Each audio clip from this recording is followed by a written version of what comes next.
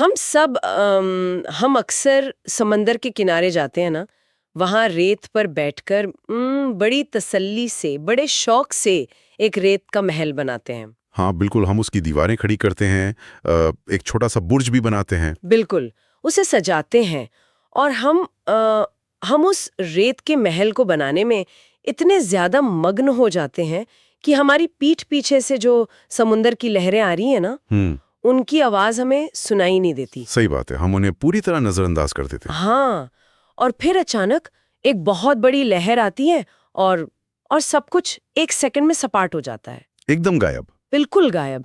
तो आज की हमारी इस चर्चा का जो विषय है ना, वो कुछ इसी तरह की एक लहर के बारे में है। मतलब जीवन का सबसे बड़ा और शायद सबसे अनसुलझा रहस्य, मृत्यु। बहुत ही गहरा विषय है ये, है ना?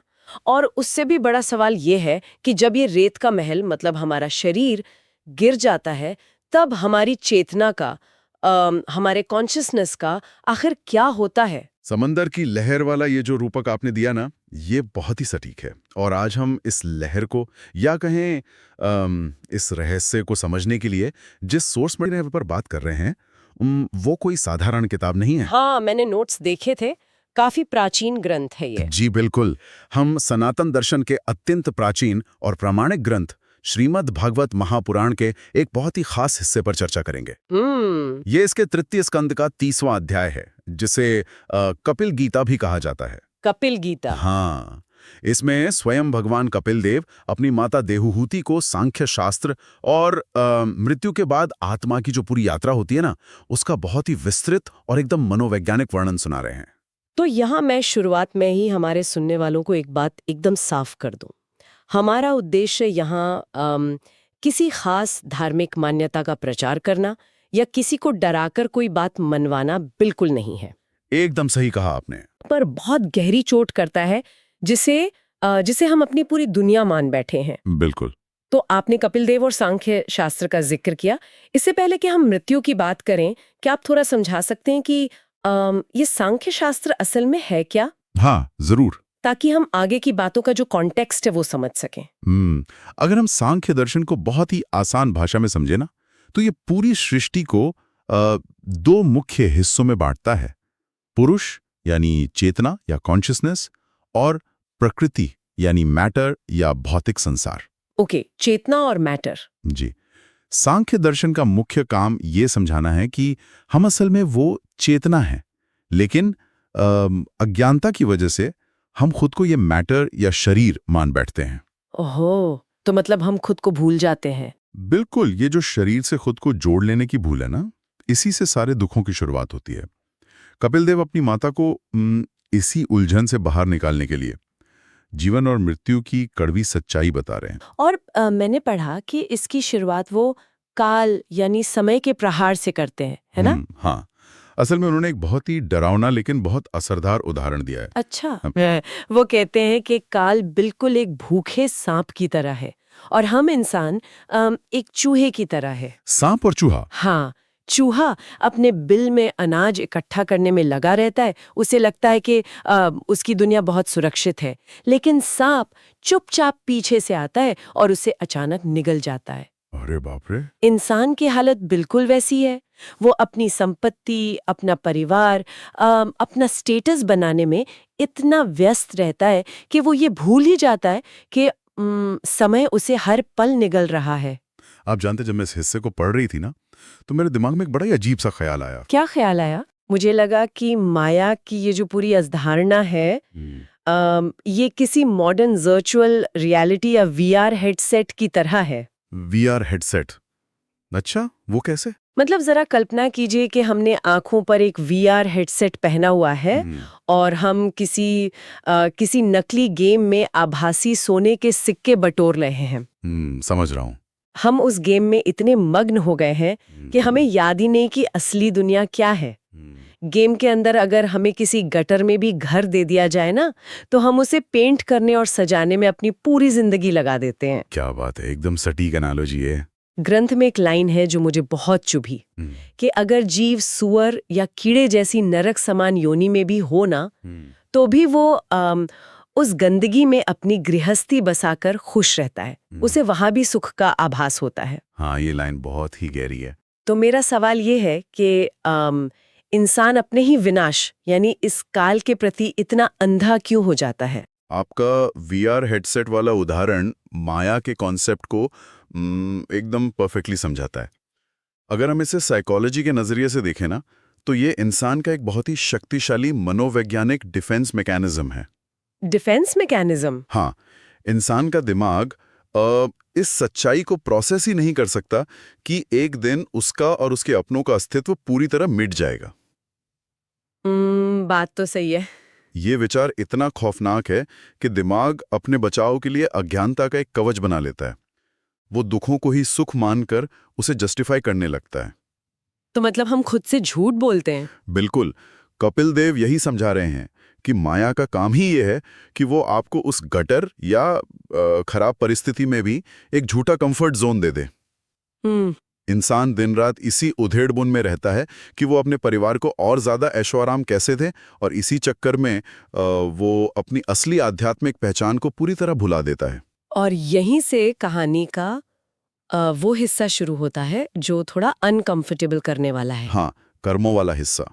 क्योंकि इसी अंधे मोह में फंसकर इंसान जो कर्म करता है ना, उसका अंतिम परिणाम बहुत ही त्रास्त होता है। बिल्कुल होता है। सोर्स के अनुसार मनुष्य अपने परिवार के पालन पोषण के लिए, उन्हें खुश रखने के लिए सही और गलत का भेद एकदम भूल जाता है। वो करप्शन करता है, दूसरों का हक मारता है, पाप की कमाई घर लाता है। और परिवार तो उस धन का सुख बड़े मजे से भोगता है। वही तो। लेकिन ग्रंथ साफ कहता है कि उस पाप का जो भयंकर कर्म बंधन है ना, वो केवल उस कमाने वाले को अकेले भुगतना पड़ता है। और उसका जो असर बुढ़ापे में दिखता है ना, हाँ। कपिल गीता में उसका बहुत ही यथार्थवादी और एकदम क्रूर चित्रण किया गया है। वो बुढ़ापे वाला हिस्सा, हाँ। कपिल देव कहते हैं कि जिस परिवार के लिए उसने दिन रात एक करके पाप कमाए, बुढ़ापे में जब उसका शरीर दुर्बल हो जाता है, जब उसकी आंखें और कान काम करना बंद कर देते हैं ना, तो वही परिवार उसका अपमान करने लगता है। ये सुनना बहुत भारी लगता है। ग्रंथ के शब्द अत्यंत कठोर हैं यहाँ। वो कहते हैं कि उस वृद्ध इंसान को घर के किसी कोने में इस तरह भोजन दिया जाता है जैसे किसी पालतू कुत्ते के सामने कोई टुकड़ा फेंक दिया गया हो। उसकी कोई इज्जत नहीं बचती।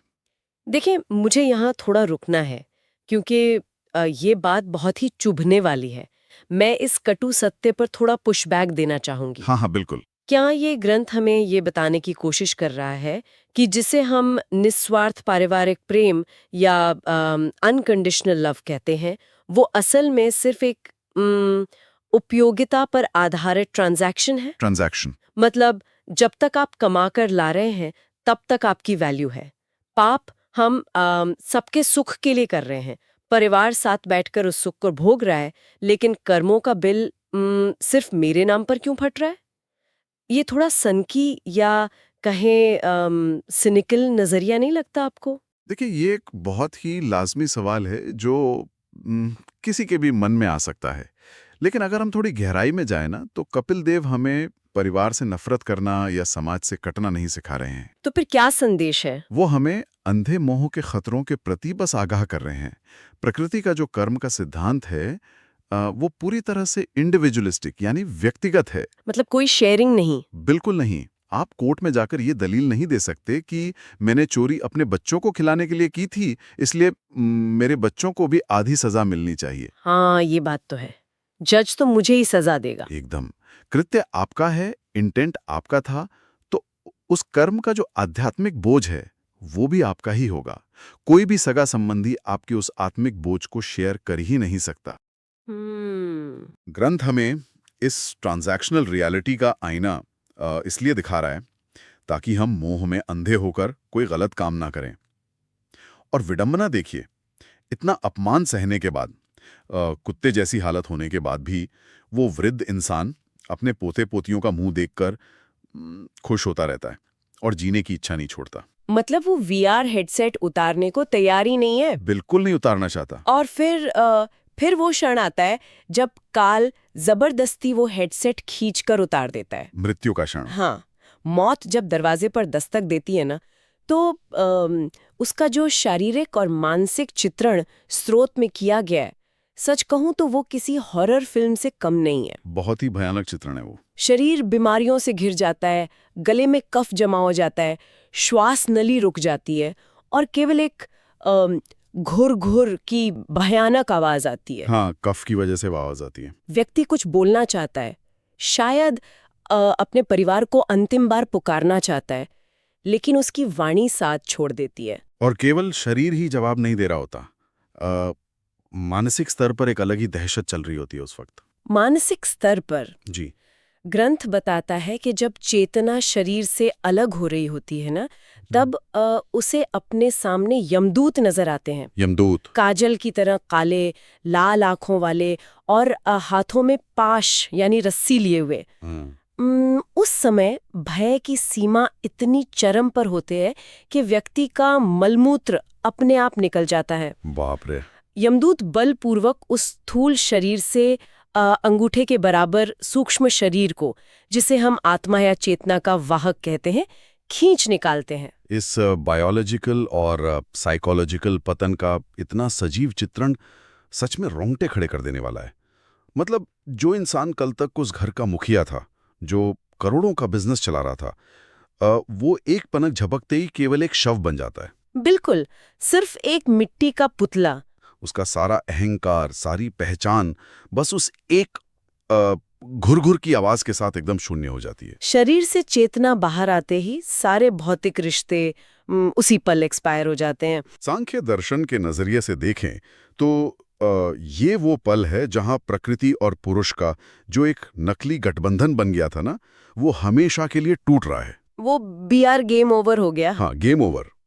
चेतना अब उस बायोलॉजिकल सूट से बाहर आ गई है और यहीं से उस सूक्ष्म शरीर की एक नई और बहुत ही भयानक यात्रा शुरू होती है। हाँ, शरीर तो पीछे छूट गया।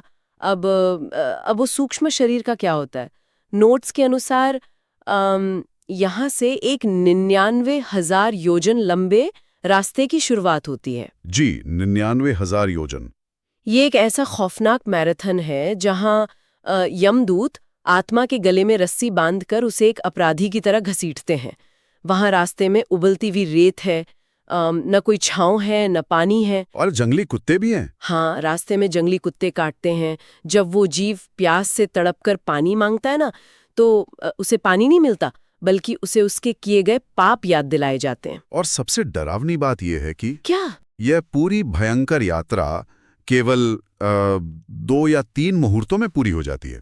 समय की गति वहां अलग होती है। तो मेरी समझ में ये बात आ रही है कि उस जीव का सारा वीआईपी स्टेटस छिन चुका है। लेकिन मेरे दिमाग में यह एक बड़ा संशय आ रहा है। बताइए, क्या संशय है? क्या ये उबलती रेत, कोड़े पड़ना और कुत्तों का काटना सचमुच की कोई फिजिकल पनिशमेंट है, या ये उस जीव के अपने ही बर्बाद किए गए जीवन और उसके गिल्ट का कोई मेंटल प्रोजेक्शन है? देखिए, ये मनोविज्ञान और अध्यात्म के बीच का एक बहुत ही शानदार इंटरसेक्शन है। कैसे? अगर आप किसी मॉडर्न साइकोलॉजिस्ट से पूछेंगे ना, तो वो कहेगा कि ये उबलती रेत और कुत्ते उस जीव के अपराध बोध, उसके गिल्ट और उसके रिग्रेट का मेटाफर हैं। मतलब उसके दिमाग का खेल है। हाँ, क्योंकि जब आप मरते हैं तो आपके पास खुद को डिस्ट्रैक्ट करने के लिए ना टीवी है, ना मोबाइल है, ना काम है। आपको अपनी चेतना के एकदम अंधेरे में अपने किए गए हर गलत काम का अकेले सामना करना पड़ता है। एस्केप करने का कोई तरीका नहीं है। बिल्कुल। लेकिन अगर हम सनातन विज्ञान और सांख्य दर्शन की बात करें ना, तो वो ऐसे सिर्फ एक मेटाफर नहीं मानते। अच्छा, तो वो क्या मानते हैं? उनके अनुसार ये पीड़ा एकदम वास्तविक है। ये सही है कि जीव के पास अब पृथ्वी वाला फिजिकल शरीर नहीं है, लेकिन कर्मों का फल भुगतने के लिए उसके पास एक नया स्वरूप है। नया स्वरूप? हाँ, चेतना के उस डायमेंशन में ये मेंटल एगोनी इतनी तीव्र होती है कि वो एक फिजिकल एनवायरनमेंट का रूप ले लेती है। और यहीं पर हम सीधे यमराज के दरबार में पहुंचते हैं। जी। जहां कोई सिफारिश काम नहीं आती, कोई रिश्वत नहीं चलती, केवल आपके कर्मों की ऑडिट रिपोर्ट खुलती है। एकदम परफेक्ट वर्ड यूज किया आपने, ऑडिट रिपोर्ट। हाँ, स्रोत कहता है कि दूसरों का धन या स्त्री हड़पने वालों को तामिस्र और अंधतामिस्र जैसे भयानक नरकों में भेजा जाता है। वहाँ खौलते तेल में डाला जाता है, आग के खंभों से बांधा जाता है, गिद्ध आंखें नोचते हैं। जी बिल्कुल यही लिखा है। अब देखिए, यहीं पे मैं रुक गई थी। ये सवाल मुझे बहुत परेशान कर रहा है। कौन सा सवाल? जब वो मांस और हड्डियों वाला शरीर, जिसमें नर्वस सिस्टम था, ब्रेन था, वो तो पृथ्वी पर ही चिता में जलकर राख हो गया ना, तो उस आत्मा को तेल में उबलने का या कटने का दर्द कैसे हो सकता है? मतलब how is that mechanically possible?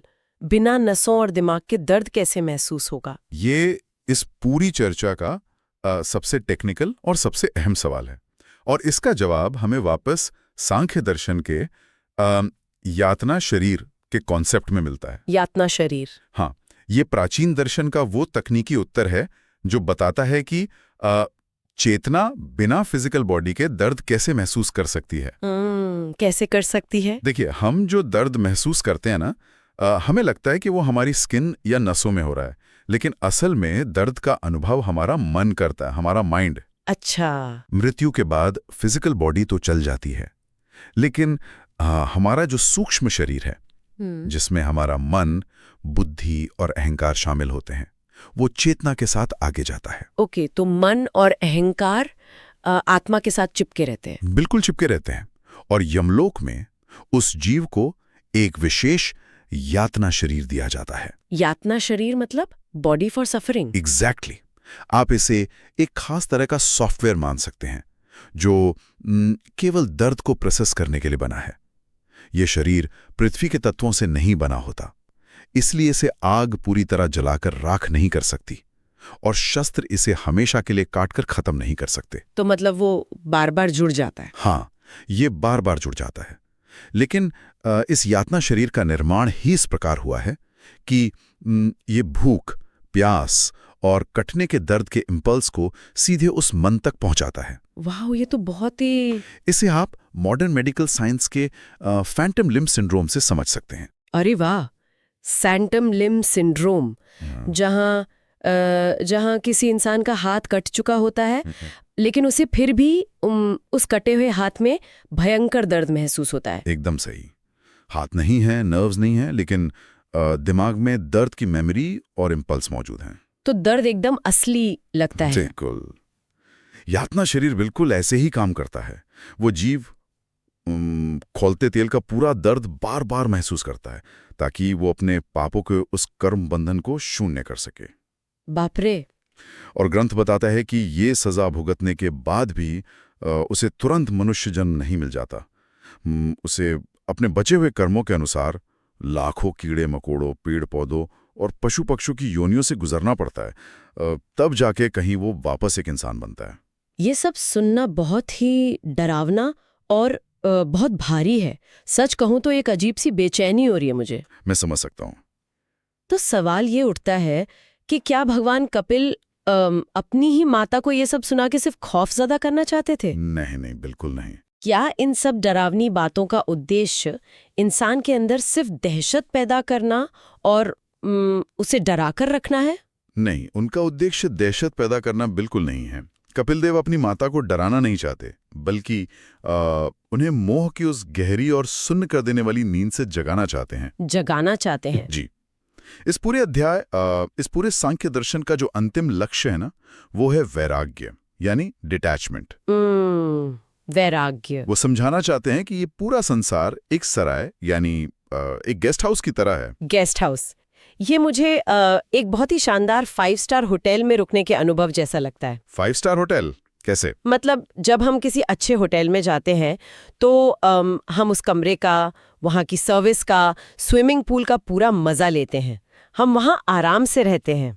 सही है। लेकिन जब हमारा चेकआउट का समय आता है ना, तो हम रिसेप्शन पर जाकर अपना सामान पकड़कर रोते नहीं हैं कि प्लीज ये कमरा मुझसे मत छीनो, मैं यहाँ से नहीं जाऊंगी। हाँ, बिल्कुल नहीं रोते। हम खुशी खुशी चाबी वापस करते हैं, क्योंकि हमें पहले दिन से पता होता है कि वो कमरा हमारा असली घर नहीं है। वाह, ये बहुत ही खूबसूरत और एकदम सटीक उदाहरण है। वैराग्य या डिटैचमेंट का मतलब ये नहीं है कि आप अपने परिवार को छोड़कर जंगल में भाग जाएं। हाँ, लोग अक्सर यही गलत मतलब निकालते हैं। बिल्कुल। इसका असली मतलब है कि आप गृहस्थी में रहें, अपने बच्चों से प्यार करें, अपने सारे कर्तव्य पूरी ईमानदारी से निभाएं, लेकिन मन से पूरी तरह अनासक्त रहें। उस 5 स्टार होटल के मेहमान की तरह। एग्जैक्टली। आप ये जानते हो कि ये रिश्ते, ये धन, ये शरीर सब कुछ टेम्पररी है। ग्रंथ कहता है कि जो व्यक्ति इस सत्य को गहराई से समझ लेता है ना, जो भगवान नारायण की भक्ति करता है और अपने सारे कर्मों के फलों को उन्हें ही अर्पित कर देता है, उसके अंदर से मृत्यु का भय हमेशा के लिए खत्म हो जाता है। तो मतलब वो यमदूतों से नहीं डरता? ऐसे अनासक्त व्यक्ति के लिए मृत्यु के समय वो डरावने यमदूत आते ही नहीं हैं, जिनकी हमने पहले बात की थी। तो ऐसे व्यक्ति के साथ क्या होता है? ऐसे व्यक्ति के लिए मृत्यु कोई हॉरर फिल्म नहीं होती, बल्कि एक बहुत ही शांत और आध्यात्मिक अनुभव होता है।